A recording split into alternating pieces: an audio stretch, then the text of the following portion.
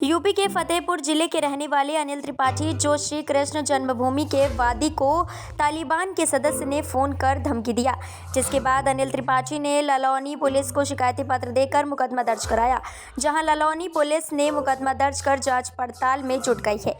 जिले के ललौनी थाना क्षेत्र के देवगांव के रहने वाले अनिल त्रिपाठी मथुरा में श्री कृष्ण जन्मभूमि में शाही मस्जिद, जो कि अवैध रूप से बना होने का दावा करते हुए कोर्ट में वाद दायर किया है।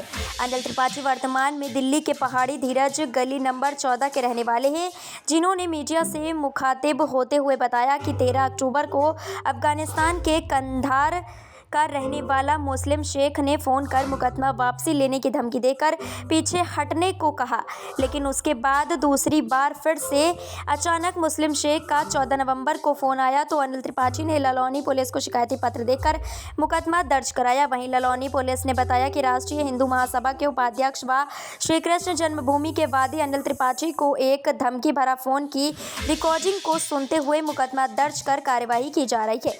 वहीं हिंदू नेता अनिल त्रिपाठी ने कहा कज उनकी मांग है कि जो शाही मस्जिद मथुरा में बनी हुई है वह कृष्ण जन्मभूमि ट्रस्ट के नाम पर दर्ज है। पूर्व की सरकार की हिला हवाली के चलते मस्जिद बन गई, जबकि ट्रस्ट के नाम पर दर्ज जमीन के टैक्स का पैसा आज भी वह सरकार को अदा करते, जिसका उन्होंने वाद दायर किया, जिससे हटने के लिए अफगानिस्तान के बहुत बड़े आतंकी संगठन से उन्हें धमकियां मिल रही हैं। इसके पूर्व में भी उन्हें धमकियां मिली थी, जिसकी शिकायत दिल्ली पुलिस और आईबी दी है।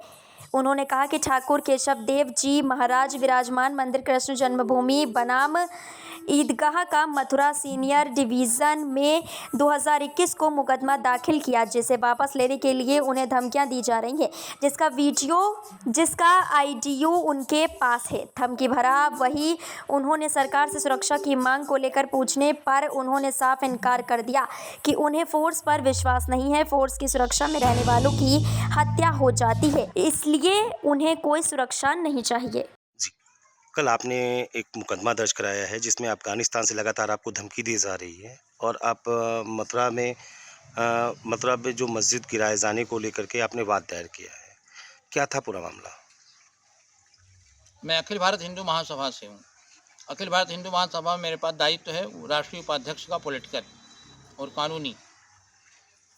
अखिल भारत हिंदू महासभा के तत्कालीन राष्ट्रीय अध्यक्ष पंडित मदन मोहन मालवीय जी ने अखिल भारत हिंदू महासभा के खाते से 14,300 रुपया का ड्राफ्ट जो है बैंकर चेक वहाँ राजा पट्नीमल को दिया था, जो राजा पट्नीमल ने नीलामी में मथुरा ईदगाह समेत सारी 13.37 एकड़ ज़मीन खरीदी थी, जिसमें अभी विराजमान ठाकुर केशव देव जी महाराज, जिसको हम लोग कृष्ण जन्मस्थान के नाम से जानते हैं, उसी परिसर में लगभग 3 एकड़ ज़मीन पर शाही ईदगाह मस्जिद मौजूद है, जिसका लगान भी कृष्ण जन्मभूमि ट्रस्ट देता है और सारे कर सरकार के कृष्ण जन्मभूमि ट्रस्ट देता है।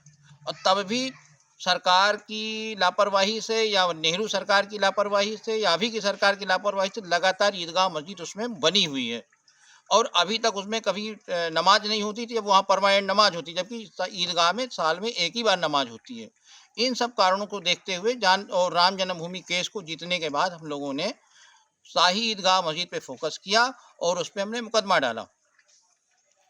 मुकदमा डालने का कारण ये है कि ज़मीन हमारी है, पैसा हमारे अखिल भारत हिंदू महासभा से गया है और हम उसके कर्ता धर्ता हैं। पंडित मदन मोहन मालवीय ने रजिस्ट्री करने के पश्चात एक बिरला जी के साथ में एक कृष्ण जन्मभूमि ट्रस्ट बना दिया। कृष्ण जन्मभूमि ट्रस्ट बनने के बाद एक फर्जी कृष्ण सेवा संस्थान नाम से ट्रस्ट बना, एक नया ट्रस्ट बना और वो जो नया ट्रस्ट बना उस ट्रस्ट में कांग्रेस सरकार के बिहार के एक्स गवर्नर, 1-2 और राज्यों के एक्स गवर्नर ने मिलकर एक फर्जी ट्रस्ट बनाई जिसको कृष्ण सेवा संस्थान के नाम से, और 10 अक्टूबर 1967 में एक वाद दाखिल किया। जैसे मैंने दाखिल किया वैसे उन्होंने एक वाद दाखिल किया फर्जी ट्रस्ट बना के अलग से बिरला जी के अलावा मथुरा अदालत में, और इसके 1 साल बाद ईदगाह इंतजामिया कमेटी से इन्होंने सुलह कर लिया। उस सुलह के खिलाफ हम लोग गए। धमकी कौन दे रहा है आपको और क्या मामला है?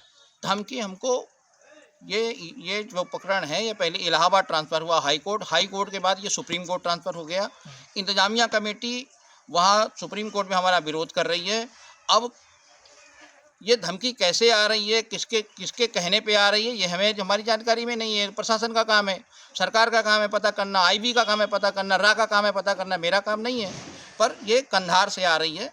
वो अपना नाम मुस्लिम शेख बता रहा है, कंधार बता रहा है, अफ़गानिस्तान बता रहा है। पहले भी उसने धमकी दी, लेकिन मुझे अफ़गानिस्तान और अपना एरिया वो नाम नहीं बताया था। लेकिन जब इस बार धमकी आई दोबारा में, तो उसने नाम भी बताया, अपना जगह का नाम भी बताया, अपना देश का नाम भी बताया। प्रोटेक्शन दे सकती है, लेकिन सुरक्षा, मुझे लगता है पुलिस सुरक्षा में आदमी असुरक्षित ज़्यादा हो जाता है। तो आप अपने गांव से आए हैं मथुरा, हाँ। तो ये गांव कौन सा है आपका और यहाँ पे? ये देवगाँव है, ये थाना ललोली लगता है और जिला फतेहपुर से हूँ मैं।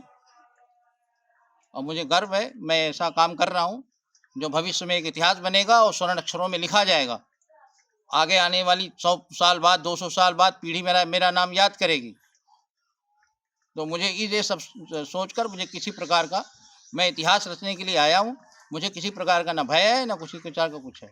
क्या चाह रहे हैं कि वहाँ से मस्जिद हटा करके राधा कृष्ण का भव्य मंदिर बनाया जाए? हाँ, राधा कृष्ण का मंदिर वहाँ बनेगा और पिछले साल भी हमने हनुमान चालीसा का वहाँ पाठ किया था।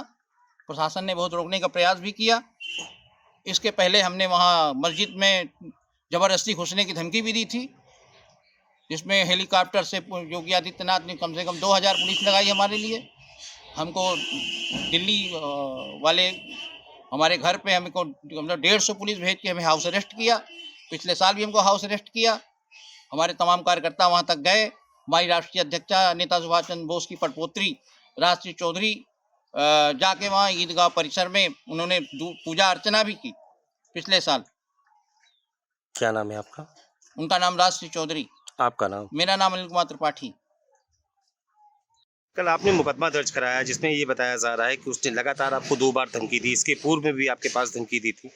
क्या मुकदमा वापसी को लेकर के वो लोग दबाव बना रहे हैं या हाँ, कि वो मतलब? स्पष्ट रूप से कह रहे हैं कि ये मुकदमा आप इससे बाहर हो जाइए और ये मुकदमा आप वापस ले लीजिए, वरना मैं आपको या आपके परिवार सहित घर में घुसकर मैं हम आपके खिलाफ जो है जान माल का खतरा पहुंचाएंगे, आपको मारेंगे, आपको बम ब्लास्ट करेंगे, तमाम तरीके की बातें करता है वो। कहाँ का रहने वाला है मुस्लिम शेख? और मुस्लिम शेख को मैं तो नहीं जानता हूँ, मुस्लिम शेख, लेकिन उसने बताया मैं कंधार से बोल रहा हूँ। कहाँ से? और कंधार अफगानिस्तान से बोल रहा हूँ, ऐसा उसने मुझे फोन पे बताया। इसकी रिकॉर्डिंग मेरे पास है। दिल्ली में आप थे, दिल्ली में भी आपको धमकी आई थी, तब क्या आपने पुलिस को कोई शिकायती पत्र दिया था? नहीं, मैंने पुलिस को शिकायती पत्र नहीं दिया, लेकिन मैंने क्षेत्रीय जो थाना है उसको मैंने फ़ोन पे सूचना दी। फ़ोन पे सूचना देने के बाद उनसे बोलकर मैंने उनकी रिकॉर्डिंग करी और आईबी सेल का जो मेरा इंचार्ज है, वो दिल्ली का, जो हिंदू सेक्शन देखते हैं, उनको मैंने बताया और उनको भी मैंने बोल के उनकी रिकॉर्डिंग ली। उन्होंने उसकी जाँच कराई। जाँच कराने के बाद उन्होंने मुझे बताया नहीं, ये कंधार से है और ये अफ़गानिस्तान से फ़ोन आया है और इस पे आप अगर कोई आता है तो आप FIR कराइए। जी। कब आपके पास धमकी आई थी? पहले मुझे 13 अक्टूबर को आई और इसके बाद 14 तारीख को आई। जी। कितने बार आई थी 14 अक्टूबर को? एक बार। कहाँ आए थे यहाँ फतेहपुर में? मैं कहाँ अपने बाहर, घर के बाहर बैठा हुआ था। धूप थी, 11:36 का टाइम था, तो इसमें फ़ोन में ये भी नहीं दिख रहा था क्या नंबर आ रहा है, किसका नंबर आ रहा है। वो तो जो भी नंबर आता है हम सारे नंबर उठाते हैं। वैसे हमने जनरली नंबर उठा लिया। पहले तो वो पश्तूनी भाषा में, पता नहीं कैसे अफ़गानी भाषा में बोल रहा था। बाद में मैंने थोड़ा, मुझे हिंदी में उसने बोला। आधा अफ़गानी भाषा, आधी हिंदी भाषा। तो क्या धमकी के बाद से कुछ भय आपको महसूस हो रहा है? नहीं, मुझे कोई भय ये तो हमें मालूम था ऐसा होगा। इस तरीके के संकट हमारे ऊपर आएँगे। तो लेकिन हम इसके लिए 100 करोड़ हिंदू और पूरी दुनिया में जितना हिंदू है, मैं उनके साथ धोखा थोड़ी कर दूँगा। मुझे किसी प्रकार का कोई भय नहीं है। मैं हिंदुओं की आस्था को लीड कर रहा हूँ और उसमें कोई समझौता नहीं कर सकता। क्या प्रशासन से क्या मांग है आपकी? मेरी प्रशासन का अपना सिस्टम है। प्रशासन क्या करना चाहता है, मेरी प्रशासन से कोई मांग नहीं है। कमलेश तिवारी मेरा जूनियर था और प्रशासन ने उसको सुरक्षा भी दी थी अखिलेश गवर्नमेंट में।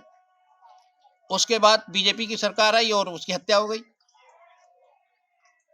तो पुलिस सुरक्षा में रह के ये गारंटी नहीं है कि आप सुरक्षित हैं। तो क्या लग रहा है पुलिस को सुरक्षित मुझे नहीं? मुझे ऐसा नहीं लगता कि पुलिस सुरक्षा में अगर आदमी सुरक्षित होता, राजीव गांधी की हत्या हो जाती क्या? इंदिरा जी की हत्या हो जाती क्या?